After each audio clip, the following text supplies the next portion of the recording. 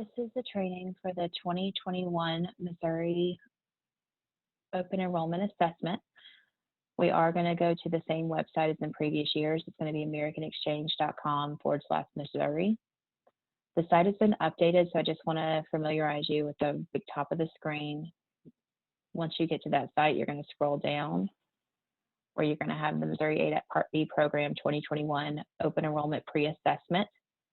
Below that, you're going to have the links for the frequently asked questions that have been updated this year, as well as the fillable PDF for 2021 and the printable PDF application for 2021, and then the upload site.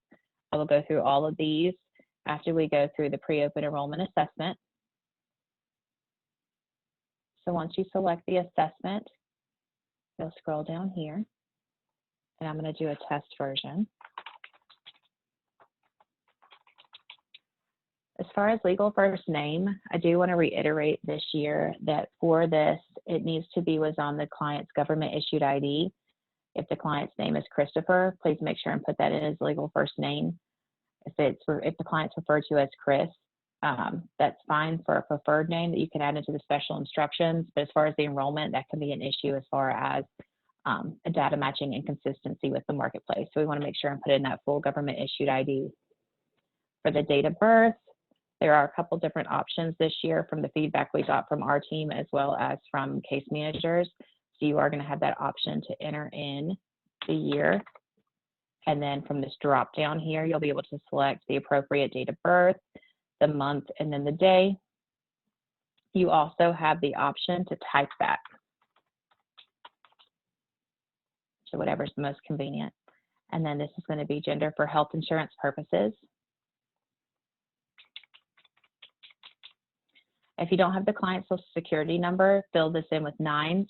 It is going to be a requirement for the application to not term, but we can go ahead and do the enrollment without the social if it is an issue that you just don't have the social for the client, but we will need that within the first 60 days of enrollment.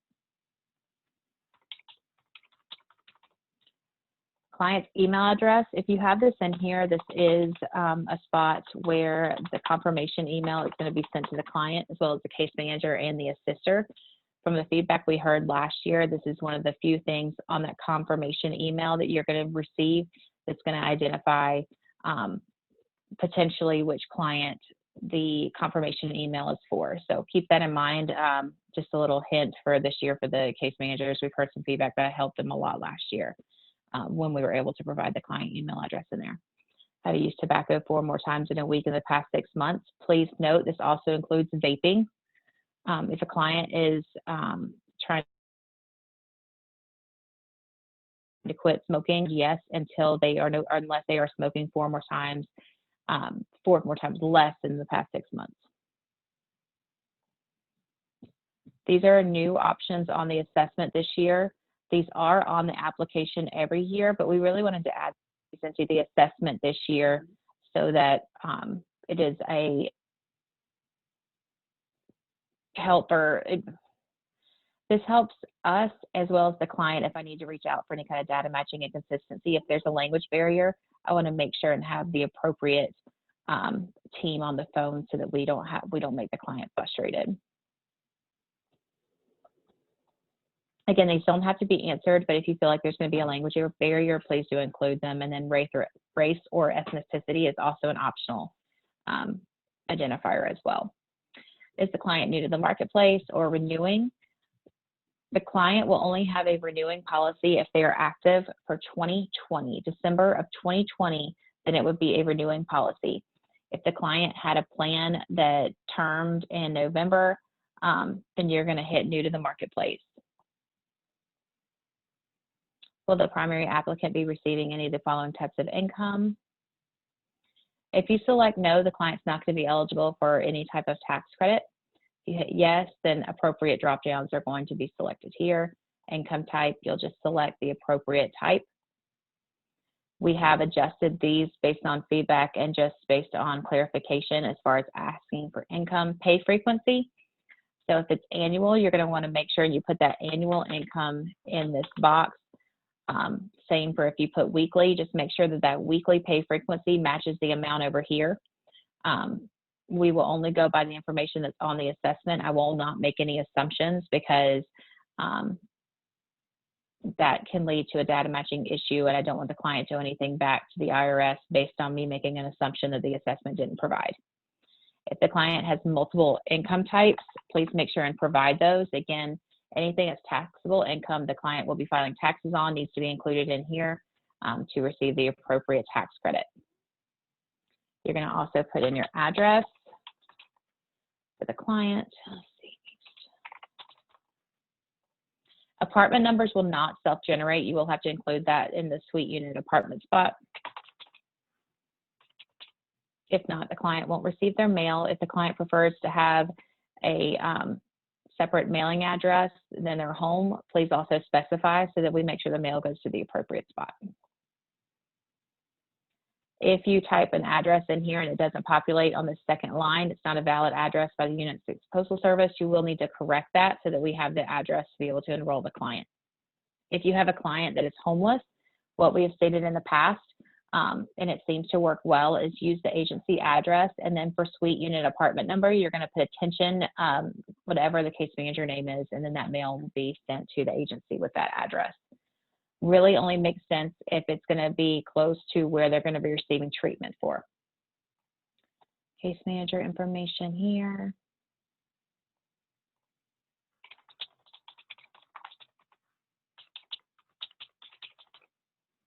And then as far as the email address, this is going to double check this to make sure that the email is being sent to the appropriate email address. This cannot be resent, so it's super important to double check that. And then if you have an assister, provide their email address as well so that they can get that confirmation email. If you plan to file income taxes for 2021, if the client has non-taxable income, then they are not going to receive a tax credit based on that income. This is a super important question. If you've already selected income, but then you say that they're not going to be filing taxes, they will not receive a credit. Again, I can't make an assumption based off of what I assume is taxable income if they don't have any intention of filing taxes. And we also don't want them to owe any money back to the IRS at the end of the year. So make sure and select this appropriately. If it's an error and you realize that the client should have had a tax credit, but this was probably the reason they didn't, just reach out to us and we can get that corrected for you. And then their filing status is also important. They filed jointly. If they have a spouse, make sure and put that in here. Are you applying for coverage with your spouse? So ADAP again will this year do family enrolled in the program. And that will be on the FAQ that we go over here in a second. See if you select yes, again, the appropriate boxes will drop down based on the information that you put in each one of these drop downs.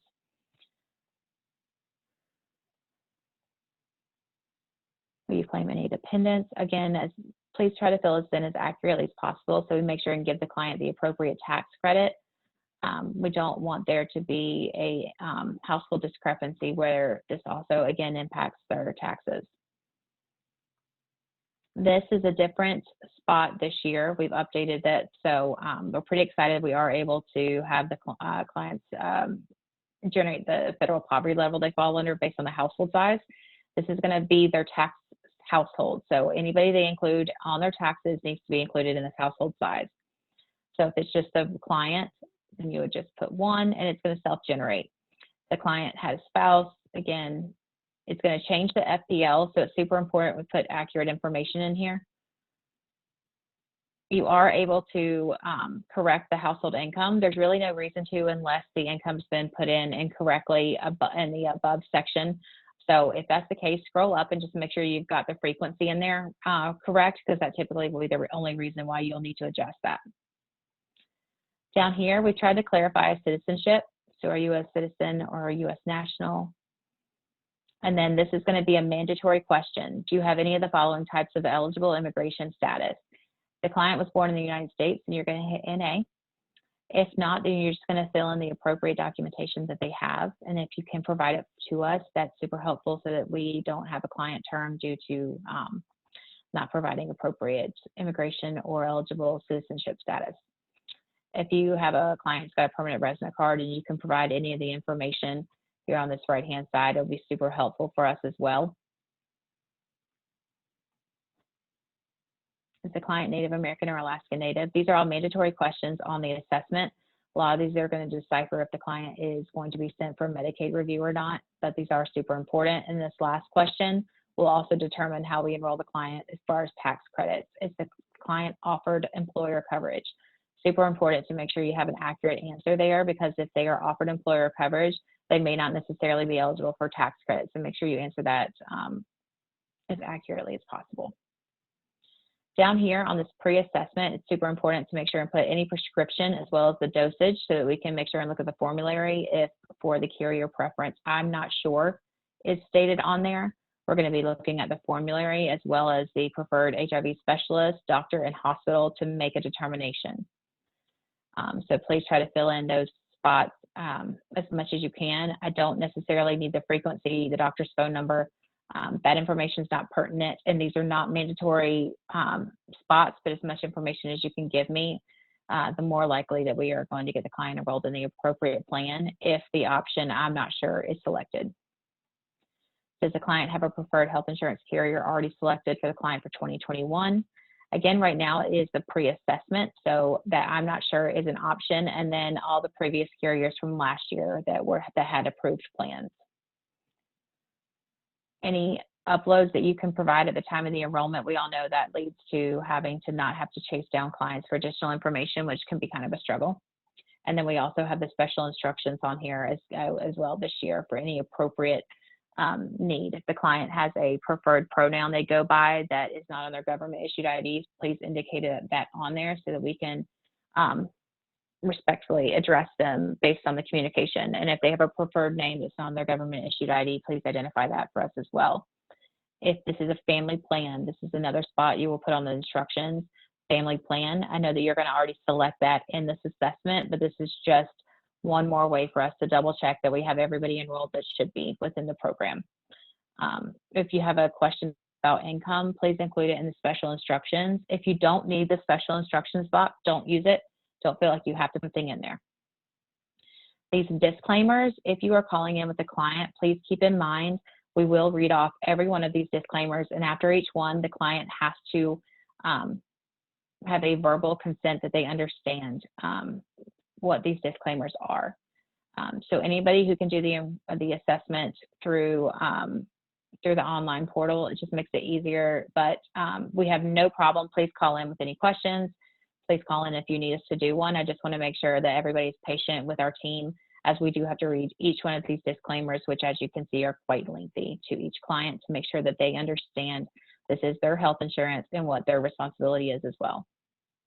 Once you've gone through the assessment, you're going to hit submit. If it's gone through successful, you'll have successful submission. This form's been successfully submitted. You will also receive at that point within the next 10 to 15 seconds a confirmation email. At this point, I'm going to go over the frequently asked questions. A lot of these are duplicates from last year, but the answers are different. So please do not use the FAQ from 2020. Please use this updated one for 2021. This is just going to go over when open enrollment is. I would suggest you save this as a favorite. We are going to be updating this frequently as we have our weekly meetings and as we have questions that come up that need to be added onto here, they will be updated. On this FAQ, I'm not going to go through the whole thing. It's on the website. If you have any questions, reach out to me. I will ask you to save this as a favorite.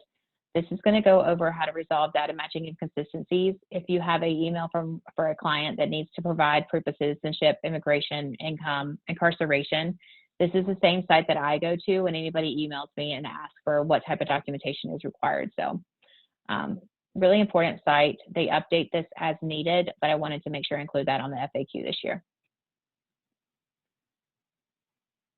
And then again, there's already 9 pages. It's just going to go through a lot of what we had, but make sure and save this because it is going to be updated, and these answers are different from last year's FAQ. So please keep that in mind and disregard the FAQ from last year. The fillable PDF as well as the printable PDF this year.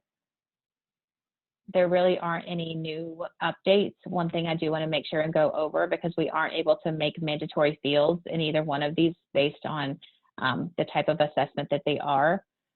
Please include all the information that this assessment asks. If it's not provided, we typically will have to try to reach out to the client or the case manager during a time when it's very difficult, and there's typically meetings back to back, so it can be a bit of a phone tag for us and for who we're trying to reach out to. Please try to put in last year's carrier if that is pertinent to that assessment.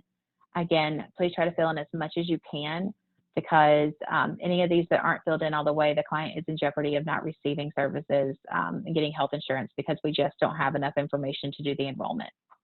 If you have a question on the fillable PDF or the printable one, please reach out. And then again, all of these disclaimers must be selected with the client's signature. You can type it in. We are understanding that you are doing this with the client, so there's no need to have their signature. You can just type it in if you're doing the PDF. That works. That's completely fine. The link for the upload site is different this year. It is the same site, but it is set up a little bit different. You are able to upload 3 documents at a time, which is kind of nice. Document type, these are the most common types of documents that we're going to find. So income, immigration, citizenship, state ID or license, social security card, or other. If you select other, you will have to state what the document is.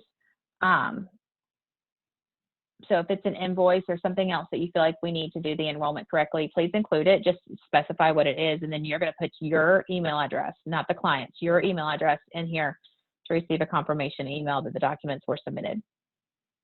And then you'll hit submit, and you'll receive the same same page right here that says submission successful. If anybody has any questions after this recording, please make sure and let us know. My email address is m.housen@americanexchange.com. You can also email mo@americanexchange.com. Please feel free to reach out to the Missouri Direct Line or use our chat feature, and anybody on the team will be more than happy to assist. And at this point, this concludes the recording for the 2021 pre-assessment. I hope everybody has a great day.